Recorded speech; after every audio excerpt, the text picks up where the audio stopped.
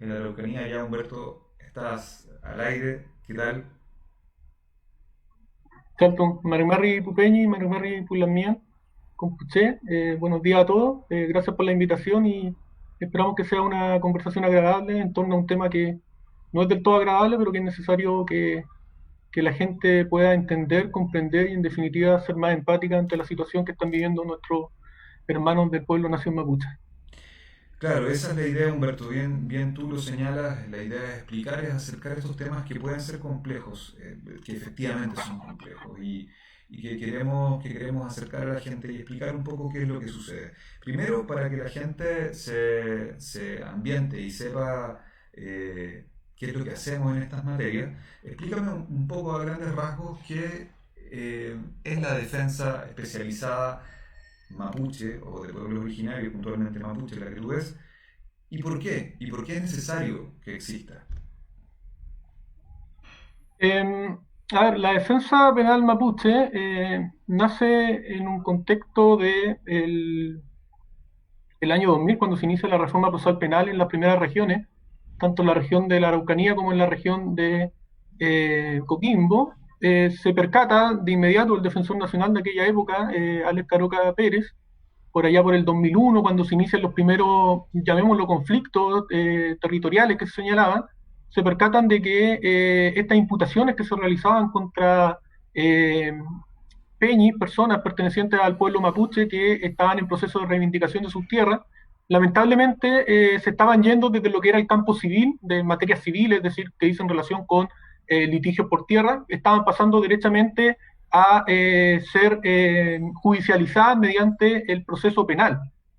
Situación que es del todo excesiva, a mi entender, toda vez que el derecho penal, como todos sabemos, es un derecho de última ratio, es decir, es un derecho que solamente se ha de aplicar cuando no existen otros mecanismos para solucionar conflictos. Como se percata de aquello, la Defensoría Penal Pública del año 2001, surge de inmediato la necesidad de poder elaborar, construir puentes de comunicación con las personas pertenecientes al pueblo mapuche, con sus autoridades, porque no debemos olvidar o pongo en conocimiento de ustedes que la forma, la conmovisión del pueblo mapuche implica que la forma en que ellos enfrentan cualquier problema judicial no es solo la persona individual que está siendo afectada por un problema, sino que el pueblo mapuche tiene una particularidad muy de estar unido, de estar en comunidad o en su loft, y a través de sus autoridades enfrentan estos conflictos. Entonces era necesario generar lazos comunicacionales con las autoridades del pueblo mapuche, para lo cual era necesario facilitadores interculturales, para lo cual era necesario un equipo especializado que pudiese establecer estas conexiones y en definitiva llegar a ello y establecer una defensa adecuada para las necesidades de ellos, y lo cual va en concordancia además con el convenio 169 de la OIT, que dice relación con la obligación del Estado de prestar defensa de calidad a todas las personas y particularmente a aquellas personas muy vulnerables, como sería en este caso un pueblo originario como lo es el mapuche. Eso, de hecho, eso te iba a preguntar, ¿cuál es el marco jurídico particular que atañe a los pueblos originarios? En general, si me pudieras describir a grandes rasgos, qué es lo que exige este convenio y básicamente cómo se obliga también al Estado chileno a respetarlo. Bueno, el convenio 169 vivió un proceso más o menos largo. Chile, si bien fue parte, por así decirlo, de la elaboración o estuvo en las discusiones de la elaboración del convenio 169 de la OIT, Organización Internacional del Trabajo, lo cierto es que pasaron muchos años en que este convenio no fue ratificado por el Estado de Chile. El proceso constitucional que establece actualmente nuestro Estado para ratificar convenio establece un paso necesario por el Congreso. Eso no ocurrió hasta hace unos pocos años bajo la administración del gobierno de la presidenta Michelle Bachelet, y en ese sentido se empieza a implementar este convenio 169 que viene a establecer como rango constitucional cierta garantía y ciertos derechos y deberes que debe cumplir el Estado, particularmente salvaguardar las costumbres del pueblo mapuche, la forma en que ellos tienen de enfrentar sus conflictos, también establece normas precisas respecto a la regulación de tierras, y particularmente también establece una serie de normas que dicen relación con las personas privadas de libertad, particularmente de pueblos originarios, en este caso el pueblo mapuche. Eso junto a la ley indígena son marcos jurídicos que nos permiten a nosotros buscar soluciones que sean más amigables con la cosmovisión mapuche a la hora de enfrentar un proceso que a ellos les es ajeno. Porque para nosotros quizá, y digo nosotros cuando hablamos de un poco de el aspecto occidental en que está nuestro ordenamiento jurídico, para nosotros quizá está como bien interiorizada la forma en que funciona la justicia, pero no es la justicia del pueblo mapuche y por ende, evidentemente, ellos necesitan un proceso de poder asimilar aquello y es ahí donde surgen también las propias formas de ellos resolver sus conflictos que tienen que ser compatibilizadas con las normas occidentales y en definitiva buscar las mejores soluciones para los conflictos que se suscitan. Claro, como bien dices tú, esto no es antojadizo, no es algo que se le ocurrió a alguien, sino que efectivamente es un compromiso que toma Chile y que tiene rango constitucional, lo cual básicamente hay que respetar. Bueno, ya teniendo este marco, por qué estamos conversando hoy? Cuéntanos un poco de la situación que se vive hoy en día en las cárceles de Angol y de Temuco, producto de estas huelgas de hambre. ¿Cuál es el origen? Vamos quizás detenidamente trabajando en esto y cómo la Defensoría también está involucrada en esto. Bueno, a ver, primero que todo, la situación, hay que dejarlo claro, en estos momentos es bastante crítica. Estamos hablando de comuneros mapuches que llevan al día de hoy 95 días de huelga de hambre líquida y que hoy día ya están enfrentando su tercer día dentro de estos 95 días de huelga de hambre seca. Por ende, la situación es crítica y se hace necesario poder dar a conocer esta situación para empatizar con la situación y en definitiva lograr estos puentes de comunicación con altas autoridades para que en definitiva se pueda destrabar la situación. ¿Cómo surge la situación que es la consulta que me haces, Alexis? Eh, Surge, entiendo yo, desde el Centro de Detención Preventiva de Angol, particularmente 8 comuneros que se encuentran cumpliendo 3 condenas, hay 5 que están en proceso investigativo actual, pero lamentablemente en prisión preventiva, que ellos ven con desazón y con bastante desazón, ven cómo a raíz de este brote de COVID-19 que afecta, bueno, esta pandemia mundial no es necesario recordarlo, pero afecta a todo el mundo y particularmente azotó con fuerza a Chile, eh, ellos ven cómo en otros procesos de personas no mapuches, es decir, personas chilenas, por así señalarlo, que tienen causa en donde ellos son imputados por delitos cometidos contra personas del pueblo mapuche. Ellos ven cómo en el contexto de esta pandemia los tribunales de justicia fueron revocando prisiones preventivas y en definitiva imponiéndole a esas personas arrestos domiciliarios totales mientras estamos en esta situación de emergencia sanitaria. Lo cual me parece bien, es decir, yo soy un convencido de que la prisión preventiva debiese utilizarse como una última medida cuando no hay ninguna otra medida que pueda satisfacer los fines del procedimiento y la seguridad de la sociedad. El problema es que esa situación de entregarle arresto total a personas que están investigadas por causas en donde las víctimas son mapuches, no se da en esta vereda. En esta vereda donde los imputados son mapuches y se les imputan delitos en contra de personas no mapuches, las prisiones preventivas persisten. Entonces, para ellos nace ahí, al ver ellos esta discriminación, nace la huelga de hambre, que es el último recurso que les permite visibilizar esta situación y poder tratar de mostrarse a los demás y poner sobre la mesa estos problemas. Y a ello después se suman una serie de peticiones que vienen en robustecer toda esta situación o en darle un marco más claro, como puede ser el hecho de que se haga una aplicación efectiva de este convenio 169 que estamos hablando, es decir, que no solo sea una letra aprobada por el Estado, sino que sea una letra que se aplique en los tribunales y en todas las instancias. Y también nace la situación de poder ver qué es lo que pasa al interior de las cárceles, en donde Gendarmería, hasta el inicio de la huelga, no permitía o pone demasiadas trabas al pueblo mapuche cuando quieren ejercer su culturalidad dentro de las cárceles.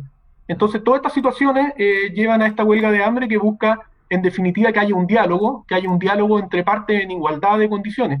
En ese sentido, si alguien quiere profundizar un poco más en lo que pide el pueblo mapuche, y particularmente los comuneros. Los invito a revisar la entrevista que dio ayer Rodrigo Curipán en Mentiras Verdaderas, donde el vocero, el huerquén de esta huelga de hambre, explica con mayor detalle por qué nació esta, por qué se está prolongando y cuáles son las cosas que están solicitando. Claro. Dentro de las cosas que más se han comentado, por lo menos por la prensa en general, y me pongo aquí del lado de las personas que no están tan cerca del conflicto y que, y como dices tú, quizá no entienden su origen.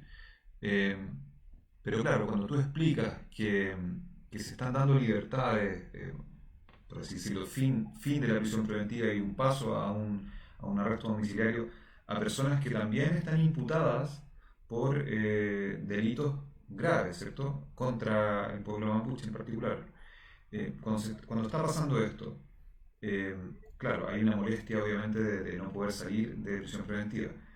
Pero también se habla de algunas solicitudes que tienen que ver con ir, a, ir a visitar o estar en el REWE. ¿Puedes explicarnos a qué se refieren estas solicitudes que hay? Y con Ah, sí, quién por en supuesto. particular, claro, y por qué es importante tomarlas en cuenta. Sí, bueno, efectivamente, como señalaba y me extendí en que la huelga de hambre nace por los comuneros de Angol, pero fue suscitando apoyo en todos los penales de la región o del Gualmapu, que es este territorio ancestral del pueblo mapuche que abarca la región del Biobío, la región de la Araucanía, los ríos y los lagos, y también el paralelo en la parte argentina.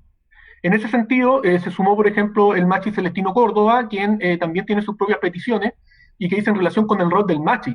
Y aquí es importante, insisto, yo creo que la palabra es empatizar y tratar de comprender que vivimos en un país multicultural en donde hay distintas formas de poder ejercer la culturalidad y en donde tenemos que entender y promover el respeto de aquellas situaciones. La cosmovisión mapuche contempla una serie de figuras ancestrales que son autoridades para el pueblo mapuche, muy respetadas, y que tienen una forma de poder mantenerse como autoridades y en definitiva poder colaborar con las personas pertenecientes a su LOF y a los LOF cercanos en donde ellos prestan sus servicios.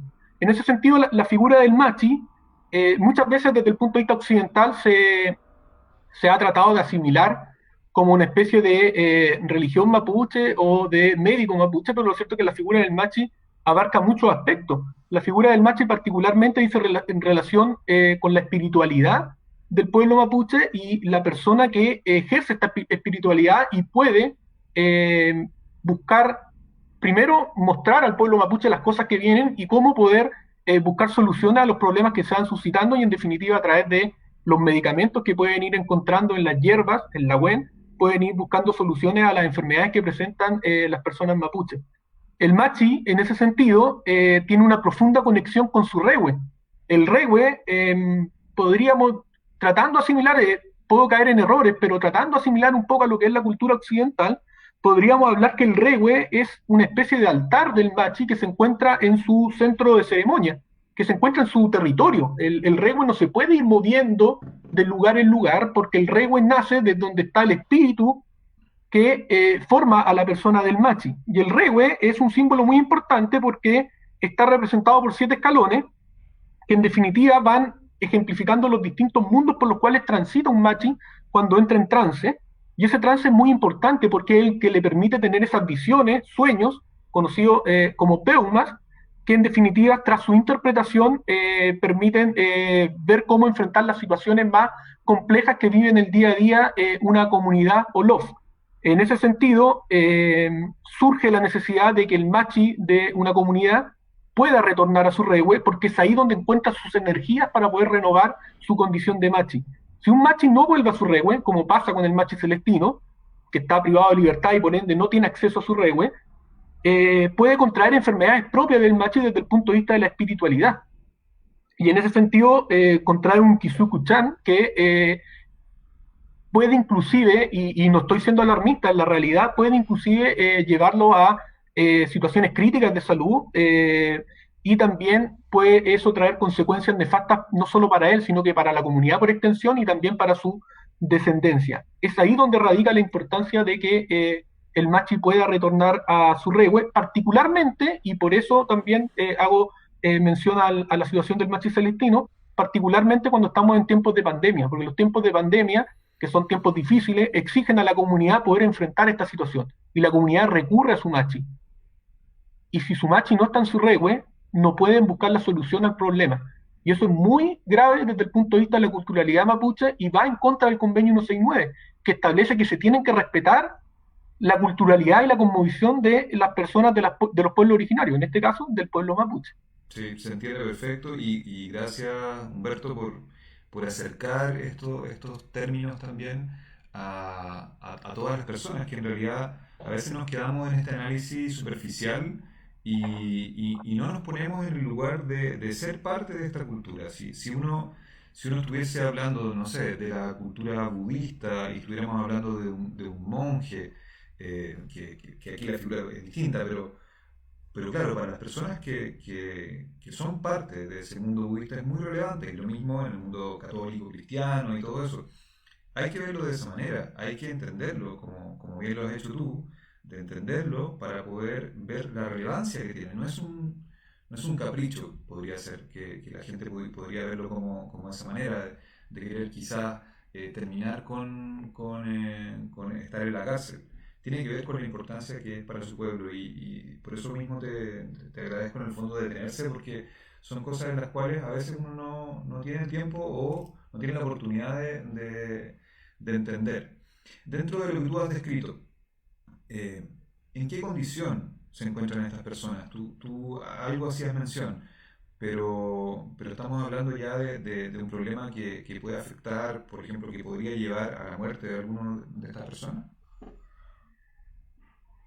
Lamentable, pero para ser objetivos y para ser claros, cuando yo digo que la situación es crítica, no es por elegir una palabra que sea rimbombante, es porque así es decir, la experiencia de otra huelga de hambre, no acá, sino en distintas partes del mundo, indica que cuando una persona toma una decisión tan radical y tan personal, por lo demás irrespetable, es decir, uno no insta que las personas hagan huelga de hambre, pero eh, ante la situación de ellos y donde ven como último recurso la huelga de hambre, no queda más a nosotros que respetar la voluntad de una persona que es tomada en plena conciencia. Y por lo demás, Mm, aprovecho de decir, así lo sostiene el Tratado de Malta, en que se reunieron los médicos por allá por el año 1992 y establecieron que hay que respetar la autodeterminación respecto a una huelga de hambre por parte de las personas. mm, Pero la situación es crítica por eso, porque cuando es huelga seca, en 3, 4, 5 días una persona puede fallecer. Y estamos sí, hablando que la huelga seca hoy día ya va por el tercer día y que además arrastra 95 días de huelga líquida. sí. Entonces, si no hay una solución o si no hay un acercamiento de estas personas que quieren dialogar, el Ujú, pueblo nación mapuche y las autoridades del gobierno actual, mm.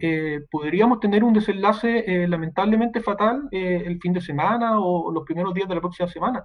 Ojalá no suceda, lo cierto es que nadie quiere que suceda aquello, pero es una situación crítica, lamentablemente. Sí, es una situación crítica también por el contexto quizás que está también sucediendo en la Araucanía en general. Por ejemplo, hemos visto episodios de autotutela y aquí no te voy a pedir que nos refiramos a las acciones particulares de las personas, sino que un poco desde tu visión de abogado, de tu visión de defensor también, poder explicar por qué es tan complejo llegar a la autotutela y por qué en el fondo todas las personas que han visto la evolución del derecho siempre hemos ido en el lado contrario. ¿Qué es lo que ves tú en esa situación? Bueno, Alexis, como bien tú dices, o sea, no es solo la evolución del derecho, me parece que es la evolución de la humanidad. O sea, Mm, si nosotros caemos en la autotutela en términos apartados de nuestra actual legislación y la legislación internacional, es básicamente volver a la barbarie y realmente no es la solución. Es decir, hubieron siglos para poder evolucionar, realizar una serie de pactos sociales en que en definitiva surgen todo este sistema judicial en donde se deposita la confianza en investigar los delitos, en tener un juicio justo y en definitiva, en, si hay que sancionar a una persona, poder llegar a un resultado en que efectivamente tengamos una verdad jurídica de que cometió algún tipo de ilícito. Cuando llegamos a la autotutela, realmente es un retroceso y que puede traer consecuencias nefastas. Claro, cuando uno lo ve desde lejos, uno ve autotutela y ve a otras personas, pero hay una cuestión que siempre es bueno tener en la cabeza y que alguna vez lo leí de un profesor de Derecho, que cuando pensemos en los delitos, cuando pensemos en la persona que está siendo imputada por un delito, tratemos siempre de hacer el ejercicio hipotético que esa persona imputada es tu familiar, tu hermano, tu hermana, tu padre, tu hijo puede ser, etcétera. Es decir, ponernos en esa situación y decir, yo quiero que cuando, ojalá no pase, pero cuando le imputen un delito a algún familiar, yo quiero que se haga justicia inmediatamente por sus propias manos la gente o quiero un juicio justo para que se pueda defender a esta persona y en definitiva reciba un castigo en la medida que efectivamente cometió el ilícito. La autotutela no permite aquello, por ende lleva a situaciones en que personas sufren el juicio social, que también permanece en las redes sociales también, hay todo un tema con el derecho al olvido, y finalmente personas que han sido inocentes se ven envueltas en situaciones que no solo son desagradables, sino que les destruyen la vida por completo. Invito a la gente a profundizar en este tema, visiten la página proyectoinocentes.cl y podrán ver una serie de casos de Chile, no de otras partes del mundo, de Chile ocurrido en estos años, en personas que estuvieron en la cárcel, estuvieron condenadas y después se demostró fehacientemente su inocencia. No que no se haya comprobado su culpabilidad, sino que se demostró su inocencia. Para terminar, Alexis, señalar, para completar la respuesta, que la autotutela, por lo menos desde el punto de vista legal, en Código Procesal Penal, solo se permite desde el punto de vista de la flagrancia de un delito y solo para detener a la persona, lo dice el artículo 129 del Código Procesal Penal, es decir, si una persona X, un ciudadano de a pie, como señalan, ve que se está cometiendo un delito, eso es una flagrancia. Y él está autorizado para intervenir para evitar que ese delito se prolongue. Pero esa intervención, lo dice claramente el artículo 129, se termina al momento en que tú logras detener a esa persona y lo tienes que entregar a la autoridad pública. Todo lo que viene después que hemos visto en una serie de comunicados o en la prensa, que puede ser desde funar a la persona hasta pegarle o hasta cometer una serie de vejámenes contra esa persona, son situaciones que están fuera del marco jurídico y que pueden ser inclusive constitutivos de delito. Así que al menos eso es como la respuesta completa respecto a lo de la autotutela y lo nefasto que puede llegar a ser cuando se escapa esto de las manos. Es muy claro eso y claro, como dices tú, en ese artículo del 129 se explica que en el fondo las personas que vean o presencien un delito pueden detener y entregar rápidamente, ¿cierto?, a la autoridad, y ahí no hay nada de lo que tú dices que a veces se ve, ¿cierto? No se puede golpear, no se puede funar tampoco por redes sociales. Un día escuché un dicho, un hijo que le decía a su papá, le decía, papá, ¿qué pasaría si matamos a todos los ladrones del mundo? ¿Sería un mundo mejor? Y el papá le decía, no, sería el mundo de los asesinos. Básicamente, cuando uno pasa ese límite, también se convierte en delincuente. Golpear a alguien, enseñarse con él, crear injurias o afirmaciones calumniosas, también es ser parte del problema muchas veces. A ver, vamos con la situación de... básicamente, vamos a ver, estaba viendo algunas preguntas que nos han hecho. Nos preguntan por la situación en particular de cómo se ha llevado a cabo la persecución penal con personas del pueblo mapuche. Eh, esa persecución, ¿qué es lo que has podido ver tú? ¿Qué es lo que me puedes comentar en ese plano? Hay atribuciones a veces especiales, hay delitos que entregan herramientas particulares a las personas que investigan los delitos, ¿cierto? Al Ministerio Público, a la policía. ¿Qué es lo que se ha podido observar? ¿En qué podríamos mejorar también en esta persecución? Es un gran tema. Voy a tratar de despojarme un poco de la subjetividad que puede generar esto, porque al ser defensor penal mapuche, durante estos años uno ha visto una serie de hechos que son realmente injusticias en contra del pueblo mapuche, y evidentemente la respuesta tiene que ser desde un punto de vista más objetivo, Ujú. y trataré de ese punto de resolverla, pero cuando se habla de la persecución del pueblo mapuche, tampoco no es algo, un concepto que haya inventado o haya levantado como bandera de lucha algún mapuche para poder traer agua a su causa, por así señalarlo, sino que el Estado de Chile ha sido inclusive sancionado internacionalmente por recurrir a prácticas que no se ajustan a la investigación que debe primar en contra de personas mapuches. Hace unos años vino Ben Emerson, que era el relator de pueblos originarios para América Latina, vino a Chile, de la ONU, y lo que dijo él es que el Estado de Chile tenía que abstenerse de utilizar el derecho penal para criminalizar las causas mapuches, es decir, los actos de reivindicación que están realizando los mapuches. Y eso no lo digo yo, no lo dice el pueblo mapuche, lo dice un relator o alto comisionado de las Naciones Unidas. Entonces, es un tema complejo. También desde el punto de vista de las Cortes Interamericanas de Derechos Humanos, hay un fallo de hace, bueno, la fecha exacta no la recuerdo, pero debe ser hace unos 5 o 6 años, 7, y en el caso Norín Catrimán, en donde básicamente lo que se hizo fue que se condenó a una serie de dirigentes mapuche, se les condenó por delitos tipificados bajo la ley antiterrorista, y se le aplicaron sanciones bastante altas que implicaron penas de cárcel efectiva y llevar a cabo todos sus procesos en prisión preventiva también.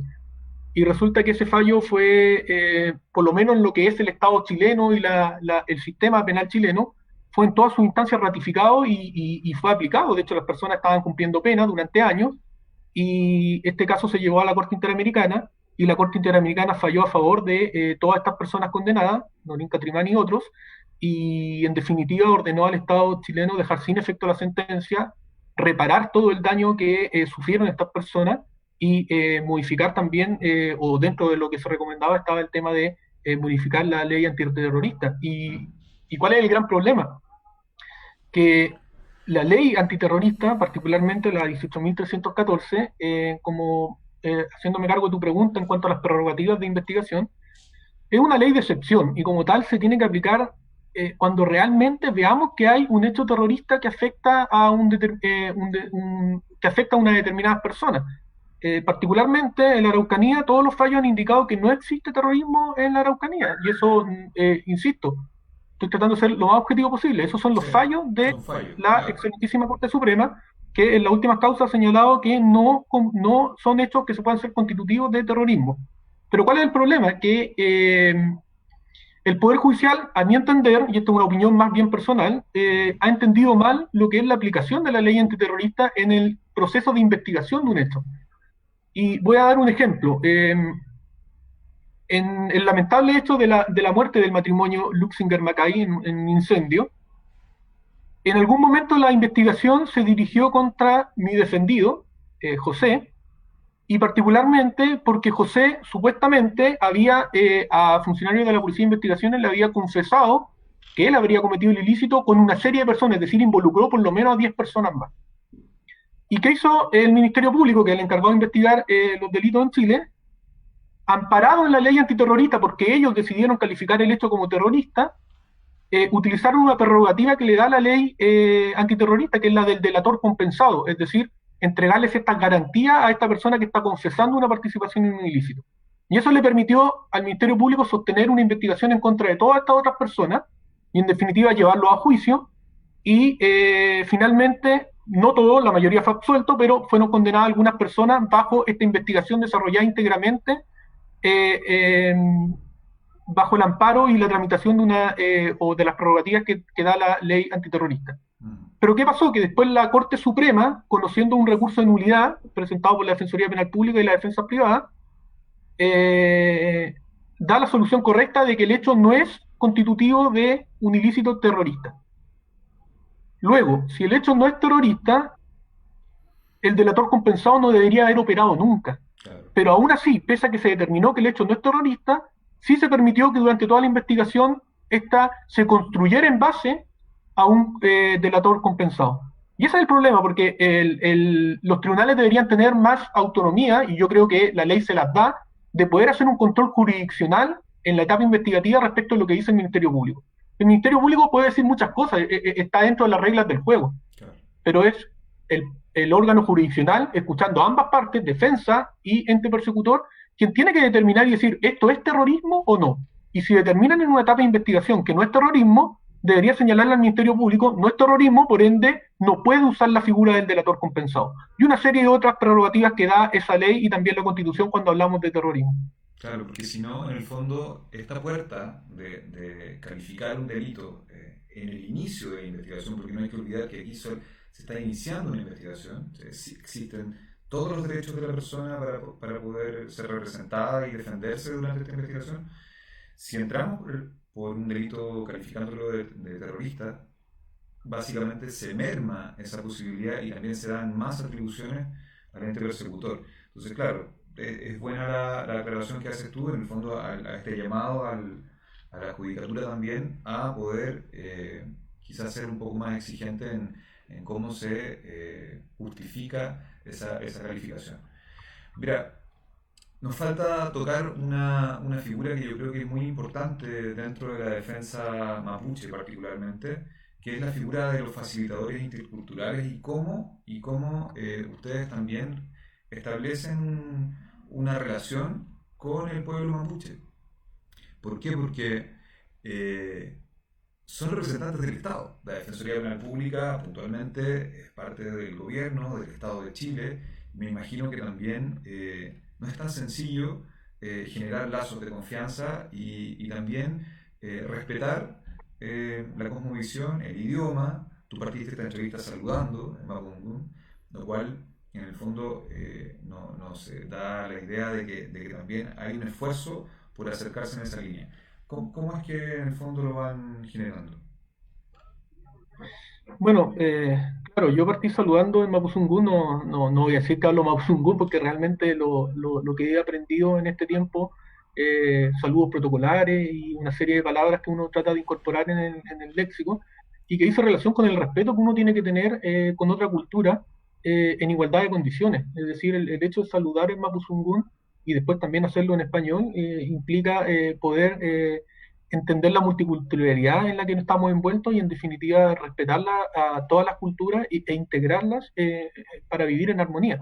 Eso como primer punto. Ahora, el facilitador intercultural es un gran tema y para mí es uno de los elementos principales de la Defensoría Penal Mapuche y que le da a la Defensoría Penal Mapuche el sello particular de esa institución que está enmarcada dentro de lo que es la institución más grande que es la Defensoría Penal Pública. Es la mística que nos entrega el facilitador intercultural porque tratando de buscar una forma de graficar lo que es el facilitador intercultural, creo que la mejor analogía es la de señalar que es un puente. El facilitador intercultural construye un puente entre la cosmovisión mapuche, el imputado mapuche, su comunidad, su LOF, y el defensor que trata de prestar la ayuda necesaria cuando están enfrentando algún conflicto. Entonces, estamos distanciados, hay barreras idiomáticas, hay barreras desde el punto de vista de la forma de entender la situación actual, la forma de entender la vida, la cosmovisión de cada uno, y el facilitador intercultural, que son personas mapuche, y aprovecho de mandar un gran saludo a los facilitadores interculturales de la región de la Araucanía, Alejandra Contreras, Horacio Chauquelaf, Rosita, Huechumilla y Tatiana Alegría, además de otros facilitadores en distintas regiones. Son personas mapuche en este caso, en el norte son personas aymara, quechua, son personas que, si bien son mapuche y han crecido en comunidades, al mismo tiempo estas personas han tenido una vinculación permanente con el mundo occidental. Han estudiado a través de los sistemas occidentales y en definitiva pueden conocer ambas nacionalidades, por así señalarlo, y conocen ambos idiomas también y nos permiten tejer las confianzas necesarias para poder enfrentar las causas. La cosmovisión mapuche descansa mucho en la confianza, en la palabra, en el darte a conocer, en el respeto, en el escuchar al otro. De repente uno se da cuenta que nosotros, los occidentales, cuando estamos, por ejemplo, conversando varias personas, si uno hace el ejercicio, generalmente como que tendemos a interrumpirnos. Alguien está contando una historia y el otro sale con que a mí me pasó lo mismo o quiere ayudar. Y no en el afán de protagonismo, sino en el afán de contribuir rápidamente a contar la historia. En la cosmovisión mapuche, en el pueblo mapuche, se respetan mucho los silencios y sobre todo la capacidad de escuchar a una persona, sobre todo a las personas de mayor edad, que tienen una sabiduría mayor, y en definitiva después hablar uno y así ir parlamentando. Eso lo entienden los facilitadores interculturales y permiten generar las confianzas para después nosotros poder llegar hacia los loncos, los huerquén, las machis, etcétera, y poder entregar una defensa de calidad y de alto estándar, que es lo que caracteriza no solo a la Defensoría Penal Mapuche, sino que a la Defensoría Penal Pública en su conjunto. Excelente, Humberto. Mira, tenemos algunas preguntas y que están apuntando hacia la prisión preventiva. Por ejemplo, María José Sangüesa nos pregunta si ha habido algún trato discriminatorio de los tribunales que entregan, por un lado, medidas cautelares no privativas de libertad a algunos imputados, en algunos casos en particular que ya nombra, Operación Huracán, Camilo Catrillanca, Alex Lemun, por ejemplo, y la diferencia con otros imputados de origen mapuche. Nos habla si es que se vulnera o no la igualdad ante la ley. Y ahí quiero aprovechar de preguntarte también si es más probable que una persona, por ser mapuche, quede en prisión preventiva. Bueno, una gran pregunta y vuelvo a lo mismo de la respuesta anterior, tratar de ser lo más objetivo posible y no caer en las subjetividades propias de mi cargo y de mi labor. Ujú. Si nos vamos a las estadísticas duras, por así señalarlo, hay un informe que fue publicado en el diario El Mostrador que da cuenta de que las probabilidades de quedar en prisión preventiva si tú eres una persona de un estrato social pobre, parto por ahí, Ujú. aumentan un 9,5% en comparación a cualquier otra persona que enfrenta un proceso. Y esta misma probabilidad de quedar en prisión preventiva se dispara a un 25% más probable de quedar en prisión preventiva cuando la persona es mapuche. Y eso es porque las personas mapuche son doblemente discriminadas. O sea, la mayoría está en una situación de pobreza, de ruralidad, y al mismo tiempo, por el solo hecho de ser mapuche, las estadísticas indican, y son datos duros, insisto, que las probabilidades son mayores de quedar en prisión preventiva. Un ejemplo claro es la tristemente conocida Operación Huracán.